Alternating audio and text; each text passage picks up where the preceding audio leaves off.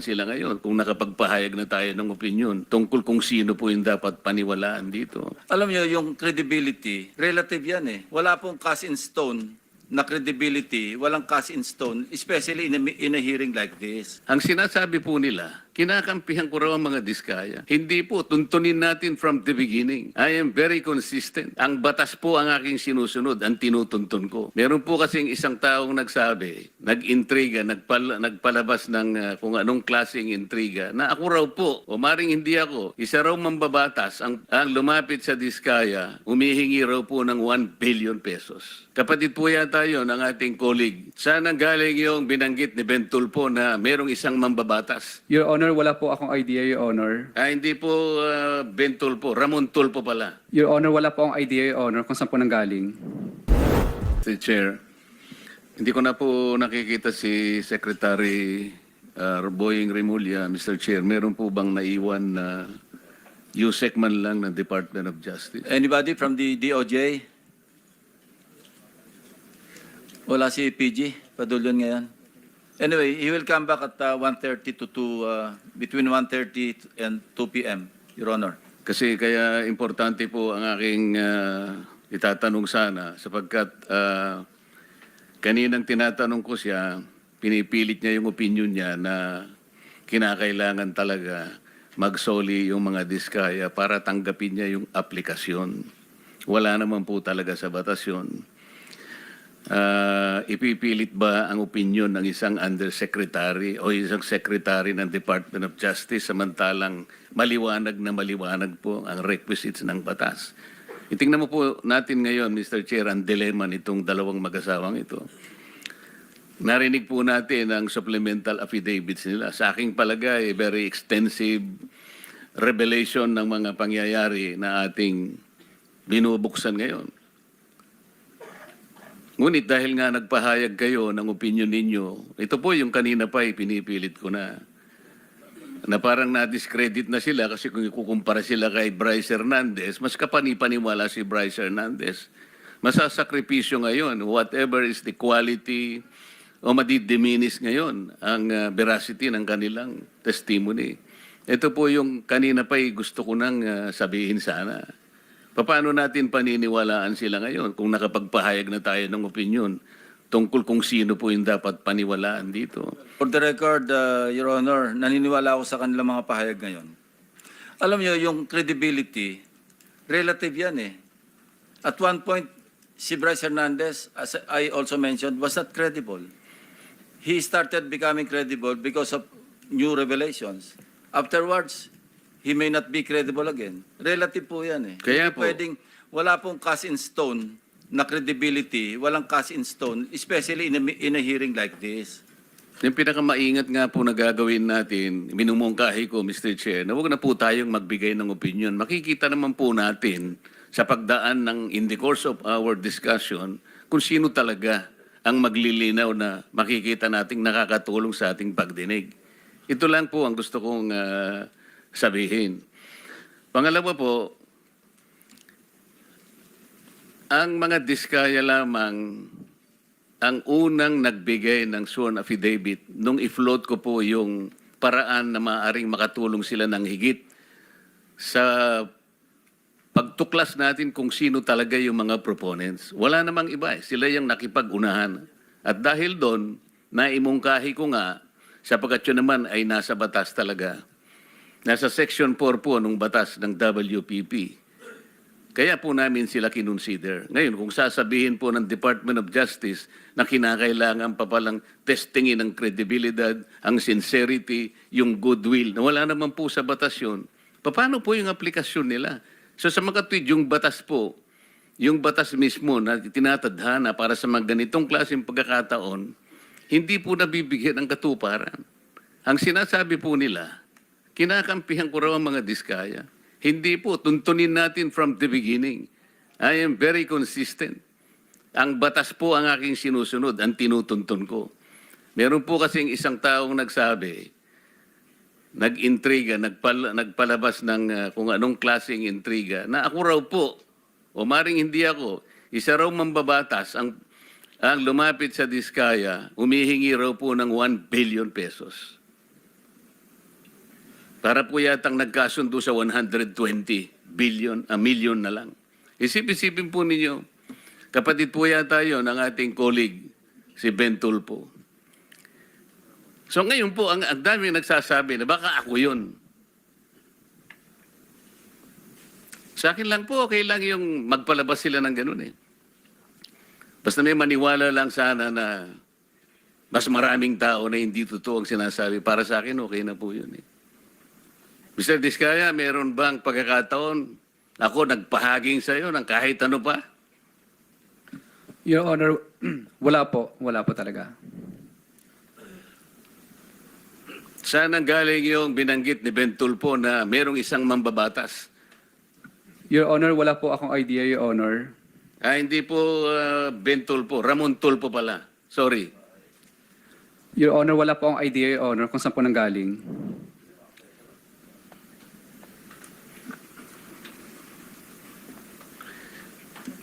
Balik po tayo dun sa sistema na gusto kong maging daan para maayos natin sa pamagitan po ng pagdinig na ito. Secretary Bunuan o kaya si Yusek Kati, kung sino man po ang pwedeng sumagot sa inyo. Natukoy na po natin kanina yung taba ng budget na halos 1 trillion pesos ay talagang naidagdag sa budget na hindi naman kailangan. At ngayon po, ito yung ating pinagtatalunan. Sino po bang may kagagawan kung bakit lumobo ng ganito ng budget na hindi naman natin kailangan? Halimbawa po, yung mga party list, Yusek Kati or Sec Bunuan, meron kayong Code 160. Magkano po ba yung binibigay nyo sa mga congressmen na party list? Magkano po ba yung nakatoka para sa kanila? Your Honor, I think we are locating 160 million per party list. 160 million, Your Honor. Sa party list po yun? Sa party list, Your Honor. Yung regular po na congressman? The regular congressman, the allocation is based on a formula that we have already agreed. Average po. Well, Kasi 300 something congressmen. Tama bang i-assume na mag-average sila ng 1 billion bawat isa? 1 billion, Your Honor. Sorry. Opo. On the average, Your Honor, maybe. Kaya nga po, so, tingnan niyo po niyo yung lopsided. Tingnan po niyo yung pagkakaya. Pag party list ka, masaya ka na po sa 150. Nagsimula pa po yun, 130. Totoo po yan. Kasi po matagal akong nag-party list eh. Kaya po pag sinabi ng speaker sa amin, ang para sa inyo, ganito, magsimula na kayong maglista. Nationwide po ang constituency ng party list. Kaya po, magsimula. Saan mo dadalhin yung 150 million buong Pilipinas? Kaya po merong isang barangay, sasabihin ko sa kanila, pwede bang 500,000 na lang muna kayo? Kasi paghahatian po ninyo ito. Sasabihin sa amin ng ibang mga barangay kapitan, sa kubeta lang po, hindi na po kakasa ito. Kawawa po ang party list. Regular, 1 billion. Samantalang ang distrito po niya, lalong-lalo na po kung Batanes. Ilang tao lang ba ang Batanes? Yung Butante yata ron, 9,000 lang ang Butante. Pero meron siyang 1 billion. Ang party list, nationwide ang constituency, masaya ka na sa 150. Ito yung sistema pong mali. Hindi ko malaman paano po rin yung ina-allocate. Yung allocation po ang problema rito. Yung pong code na 143, USEC, para saan po yun? Magkano po ang nakatoka ron? Pwede pong i-clarify, ano po yung 143? Yung pong mga insertions, magkano po yun? Kanina po, pinag-usapan natin. Sa Congress, magkano po yun? Sa House of Representatives. Yung House of Representatives, Your Honor, meron yung leadership fund din. Natapos na po tayo doon. Okay. Sama-sama na po doon. Nasa 450B na po yun. Pati yung allocable. Yes, Your Honor, yeah. Ayan po yung...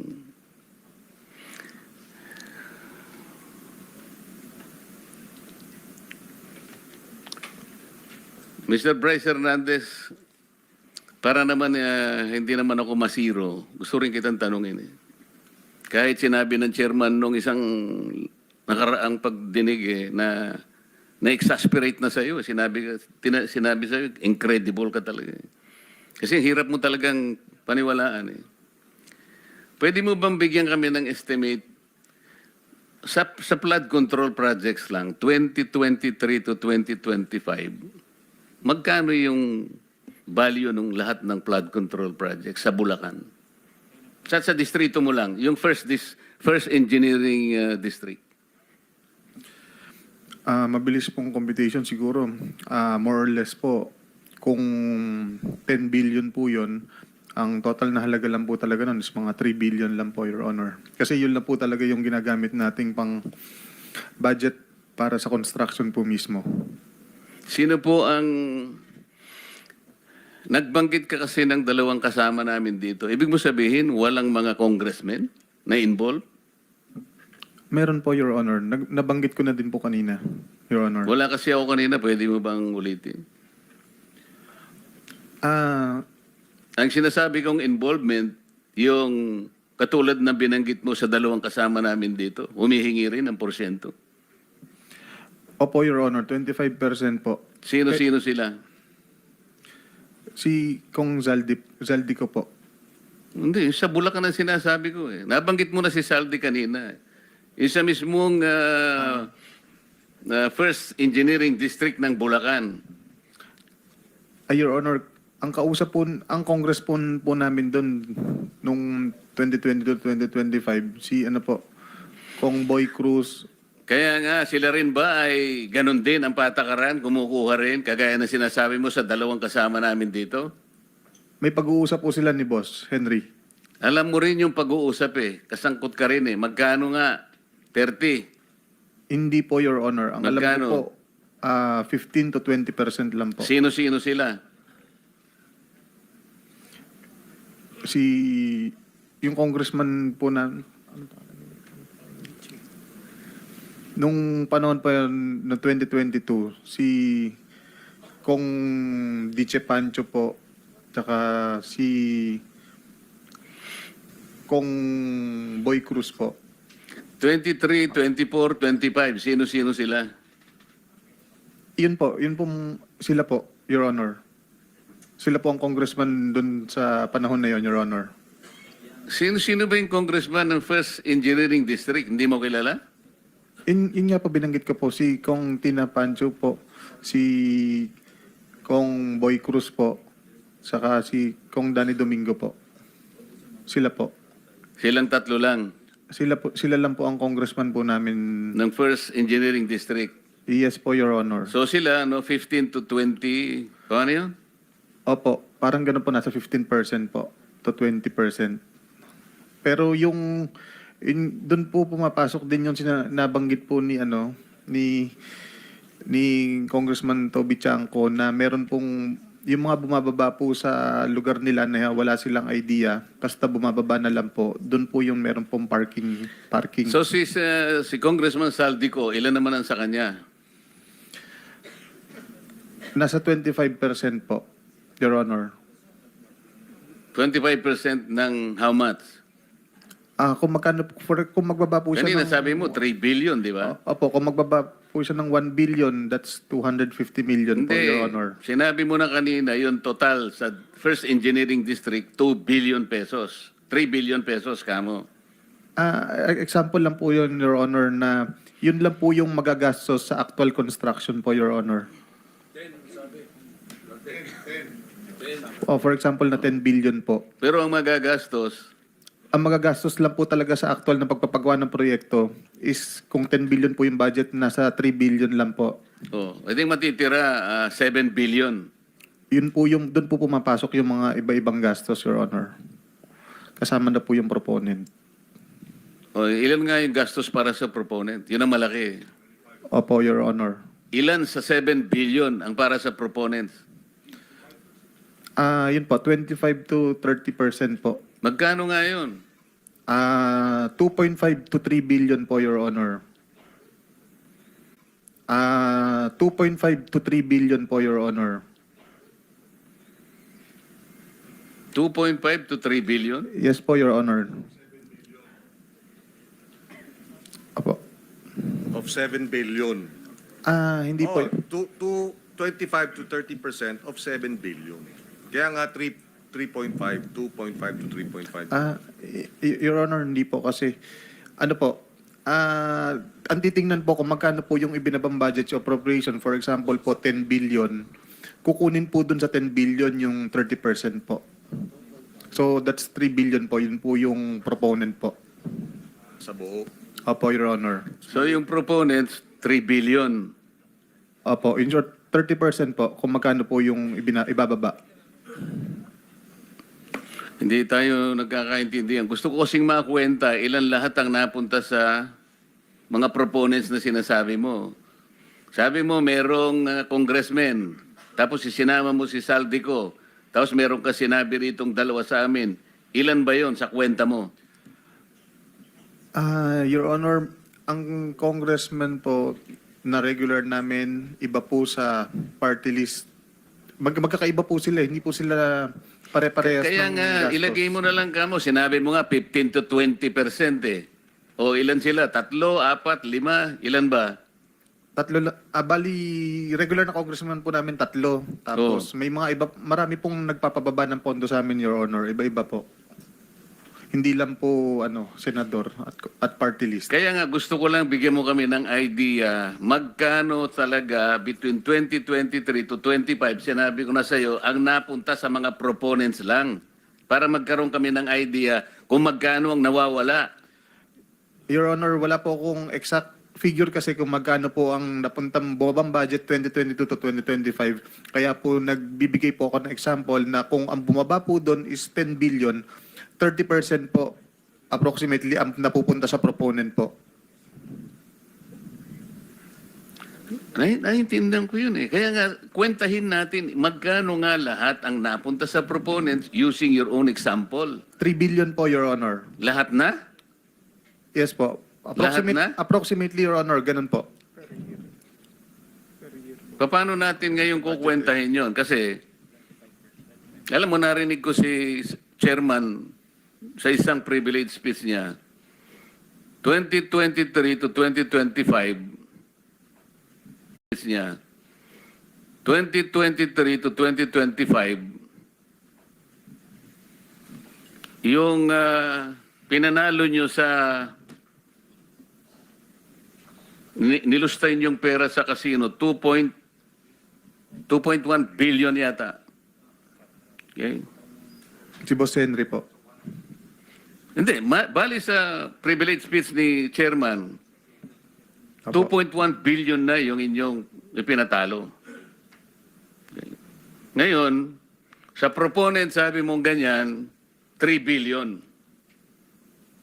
Apo, for example lang po yan.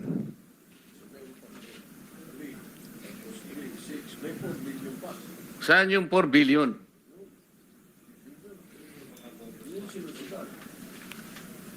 Ha? Okay lang po ba ipaliwanag ko yung detailed na po? Eh kanina ay mo paliwanag ng detail, ngayon nagpapaliwanag ka ng detalye. Kinukwenta ko lang kasi. Apo. Kahit pa paano natin kwentahin. Imposible. Pagkatapos sasabihin, ikaw ang most credible.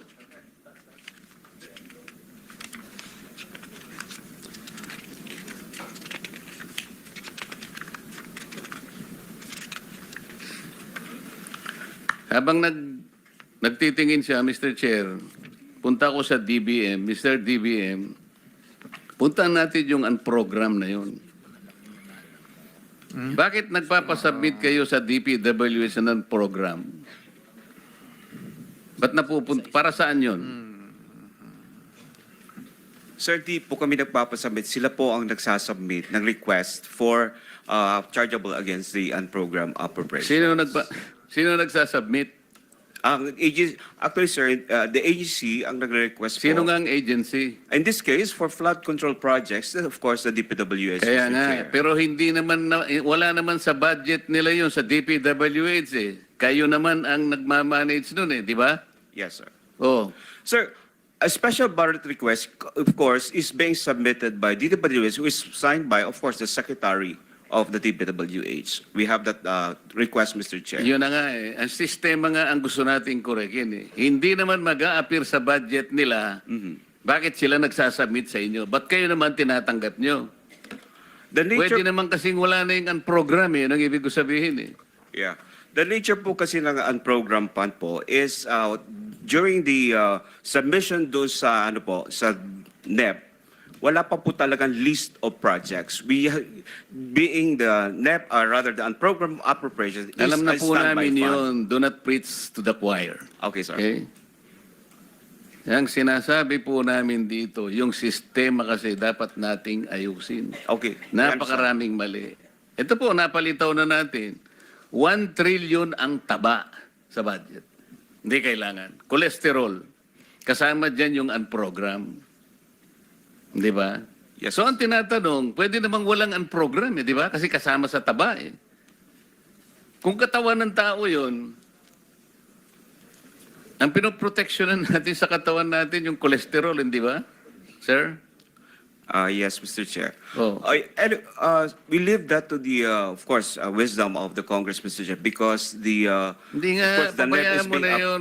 Sinasabi ko nga, hindi naman kailangan talaga eh. Ina-address natin ang mali sa sistema.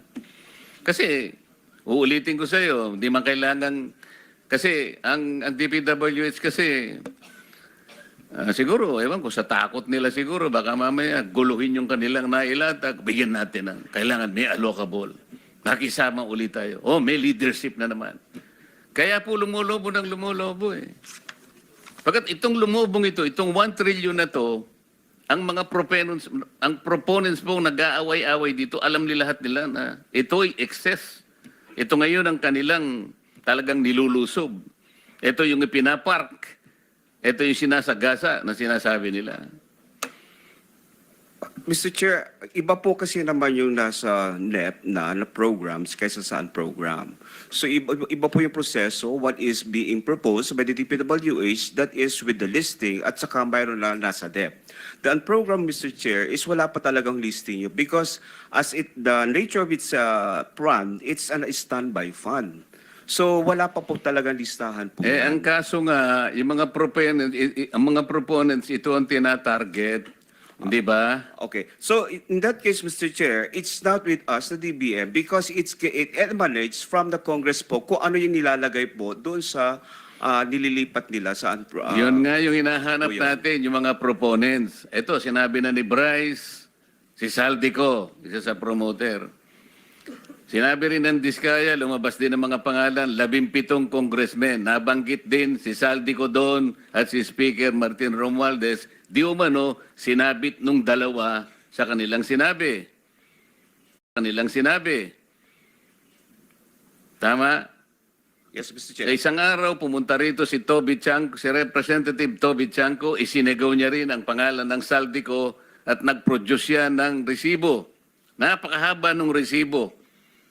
2 probinsya lang, makikita mo yung pangalan ni Saldico. Halos pangalan niyang nakalagay doon na proponent 13.8 billion pesos.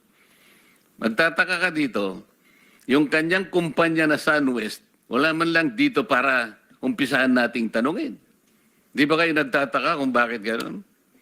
Di ko sinasabi na hindi natin tanungin kung sino-sino. Meron dyan na, anong pangalan mo, Sims ka ba? Merong Diskaya, merong kung sino-sino. Pero yung pinaka-promotor, yung SunWest, na binabanggit ng lahat na, di ba natin siya tatanungin? Yan ang gusto kong bigyan ng diin dito.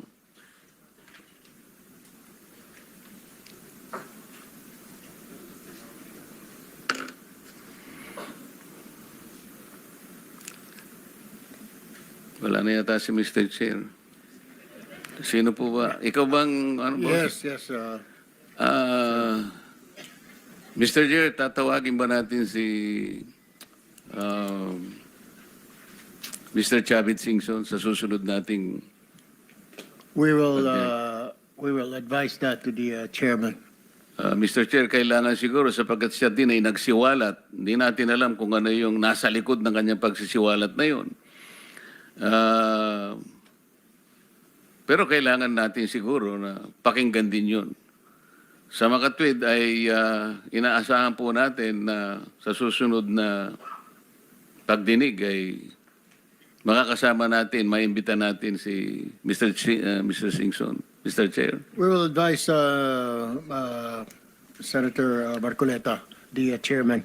Yes, Mr. Chair. Ang isa pang, kanina po, ako'y nakikiusap sana, nabigyan ako ng pagkakataon na makapagsiwalat ng saloobin sapagkat nakita ko yung mga iba doon ay prejudicial questions. Kaya nalulungkot ako, biglang nawala yung Justice Secretary, wala man lang naiwan kahit sino sa kanila. Babalik naman yun, alas 2 ngayong hapon, si Justice Secretary, kinuha lang yung sinumpaang salaysay ni Mr. Alcantara. I And they will see. definitely be back here by 2 o'clock. Sana may makabalik naman siya. Kasi ang isang isusunod ko sana na isang prejudicial issue bago sana tayo magsimula kanina pa. Nauna po kasi ay biglang nabanggit po yung tinatawag na legislative immunity. Na si Bryce Hernandez nga ay, di ba Bryce, nag-request ka pa nga ng legislative immunity? Opo, Your Honor. At ginrant pa nga eh. Ayoko po sanang banggitin o sansalain ang ating Senate President nung nakaraang pagdinig at ating chairman tungkol sa bagay nito. Sapagkat nung araw na yon, ang pinag-uusapan natin ay yung tungkol sa aplikasyon ng mga diskaya. Ayoko pong mabanggit na naman na parang sila na lang ang dinidepensa ko. Magmula po kanina, consistent yung sinasabi ko, yun lang ang tanging paraan na alam ko sapagkat yun lang ang paraan na nasa batas. At ako pa'y napagkamalan na parang napaghalo ko nga po daw yung legislative immunity at saka yung Witness Protection Program. Sinabi ko po categorically, I know the distinction between these two concepts. Kasi po wala na, ang legislative immunity po ay tinatawag ding parliamentary immunity. Sa akin pong maliit na kaalaman bilang isang abogado, ang parliamentary or legislative immunity applicable lamang po sa mga mambabatas. Kami po, mga senador, mga congressmen. Hindi po applicable sa inyo na mga witnesses. Baka naipagkamali po kasi yung konsepto ng testimonial immunity. Na sa ibang bansa po ginagawa, yung iba.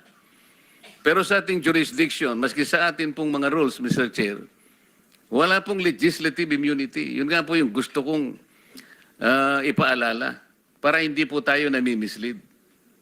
Kasi kamukha na si Bryce. Naniwala si Bryce eh. Nag-apply.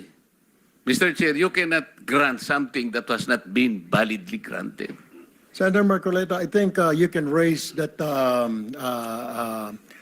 opinion or idea later when Senator Soto will be here and the chairman, Senator Lacson. I believe they can properly answer Yes. your queries. Thank you. I will do that. And the other issue, I think I will have to bring this in the Senate floor this afternoon, Mr. Chair. I'm a little bit worried about the collaboration that the Blue Ribbon Committee and the ICI is now having without defining the limits, the nature and the extent of the collaboration between the ICI. The ICI is Independent Commission on Infrastructure. I do not know how independent they can be if they are dependent on records, on information, or people that we can produce for them. Ayoko pong mangyari, Mr. Chair, na parang ang Blue Ribbon Committee is the investigative arm of the ICI. Parang hindi po tama eh. We're supposed to be on the lookout. Meron po tayong doktrina on separation of powers. Meron po tayong institutional boundaries. Meron po tayong system of checks and balances. Baka po makompromise ito eh. Kaya po gusto kong i-discuss natin in the Senate Hall not in this committee, kung paano po ang relasyon. Sapagkat yung pong ICI, binasa ko po yung kanilang powers, parang kailangan, gusto nilang makipag-coordinate sa lahat ng, pwede silang kumuha ng impormasyon sa Korte, sa Senado, sa House of Representatives, sa Sandigan Bayan. Paano silang magiging independent kung lahat na lang ng pinupuntahan nila? I want them to be independent as they are. Sana ipatawag din natin sila, Mr. Chair, para magpaliwanag sila. How can you be independent if you are too dependent on several branches of government? I think the... Thank you, Mr. Chair. Thank you very much. That all the questions or queries you want to have, Senator Marcoleta. Because if that's it, then we'll have to suspend this hearing and we'll have to resume by 2 o'clock this afternoon.